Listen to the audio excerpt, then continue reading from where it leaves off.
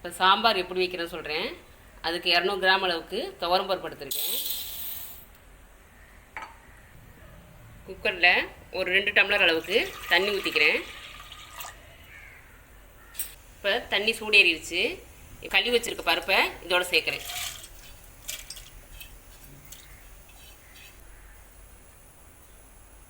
இதோட ஒரு 1/2 டீஸ்பூன் மஞ்சள் தூள் சேர்க்குறேன். இதோட ஒரு துண்டு பெருங்காயம். இப்போ குக்கரை மூடிட்டேன். வெயிட் போட்டுட்டு ஒரு 3 விசில் வந்தோடனே ஆஃப் பண்ணிடுங்க. இப்போ பருப்பு வெந்துக்கிட்டு இருக்கட்டும். அதுக்குள்ளே நம்ம காயை வேக போடுவோம். அதுக்கு ஒரு 2 டம்ளர் அளவுக்கு தண்ணி ஊற்றிக்கிறேன். தண்ணி நல்லா சூடேறட்டும். இப்போ தண்ணி நல்லா சூடேறிடுச்சு. இப்போ சாம்பார் தேவையான சின்ன வெங்காயம் ஒரு 10,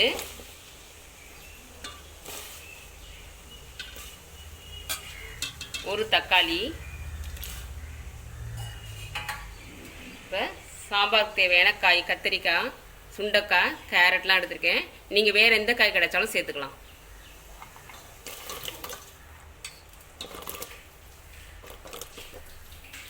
சுண்டக்காய் சேர்த்திங்கன்னா உடம்பு ரொம்ப நல்லது, அயனும் நிறையா கிடைக்கும்.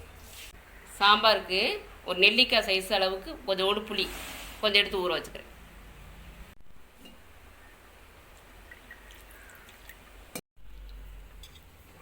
இப்போ சாம்பாருக்கு காய் நல்லா வெந்து ரெடி ஆயிடுச்சு. இதோட வேக வச்ச பருப்பையை சேர்க்குறோம்.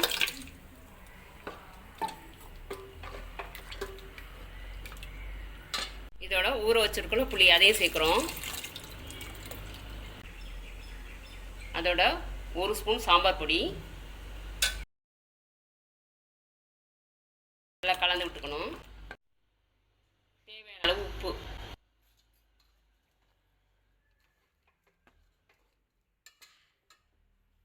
சாம்பார் நல்லா கொதிக்கட்டும். இப்போ சாம்பாரை தாளிச்சிருவோம். அதுக்கு 1 ஸ்பூன் அளவுக்கு கொஞ்சம் நல்லெண்ணெய் ஊற்றிக்கிட்டேன்.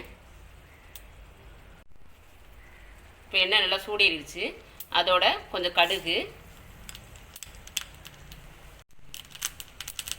நல்லா பொரிஞ்சோடனே அதோட கொஞ்சம் ஜீரகம்,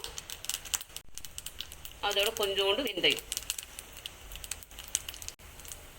அதோட கொஞ்சம் கருவேப்பிலை. இப்போ நல்லா சாம்பார் கொதிச்சிருச்சு.